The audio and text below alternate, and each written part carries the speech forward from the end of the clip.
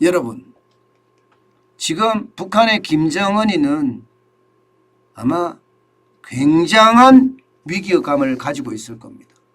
코로나19가 장난 아니게 번지거든요.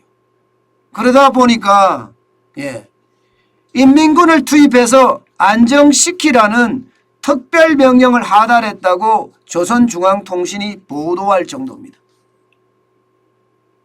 그만큼 지금 북한은요 굉장히 위기 속에 있다는 겁니다. 여러분, 위기 속에 있는 게 보세요. 지금 4월 말에서 5월 10월 오후 6시 기준으로 여러분 쉽게 말하면 코로나 신규 누적 확진자는요 121만 3,550명입니다. 완치된 사람은 64만 8,330명이고 8,630명이고요. 지금도 치료 중인 사람은 56만 4,860명. 지금 누적 사망자가 50명이에요. 50명. 그런데 이거보다 훨씬 많을 거라고 예상합니다. 훨씬 많을 거라고. 치사율이 여러분 0.1이 되면 어떻게 될까요? 0.1이 되면. 0.1이 되면. 지금 121만 3,550명에 0.1까지 간다. 좀 더 줄여서 0.01이 된다. 이래도 누적 사망자는 굉장히 많아지겠죠. 그래서 위기라는 거예요. 그래서 위기. 오죽했으면 인민군, 군대를 갖다가 투입을 해서라도 지금 코로나19로 위기를 막아라. 이런 이야기까지 나오겠습니까? 1일 확진자도 장난 아닙니다. 15일 기준으로 39만 2,920여 명이에요. 14일 날은 29만 6,180명이었는데 거기에 비하면 지금 엄청 늘죠. 5월 12일 날은 18,000명이었거든요. 그러면 13일 17만, 14일 29만, 15일 39만. 게다가 이게 거기는 백신을 맞은 사람이 없어요.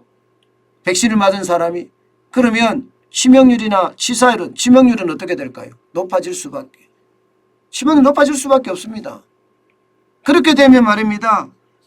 저는 북한 전역이 자칫 잘못하면 이게 위기로 치닫을 수밖에 없다고 생각을 해요. 전문가들 중에는요. 지금 북한을 저대로 두면 적어도 10만 명은 죽을 거다. 이렇게 10만 명.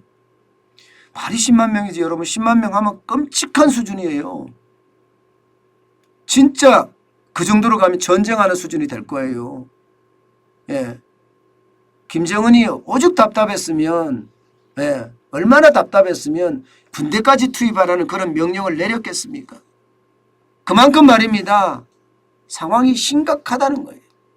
민심도 지금 굉장히 흉흉하다는 거예요. 그러니 김정은이 조차도 말입니다. 지금 보세요 여러분. 이렇게 약국에 직접 방문을 합니다. 그래서 위험하지 어떻게든 이 위기를 견뎌내겠다. 민심을 다독거리기까지 해요. 그런데 보면 여러분 잘 보세요. 이 마스크 보세요. 마스크 다른 사람도 한 장 쓰고 있습니다. 한 장.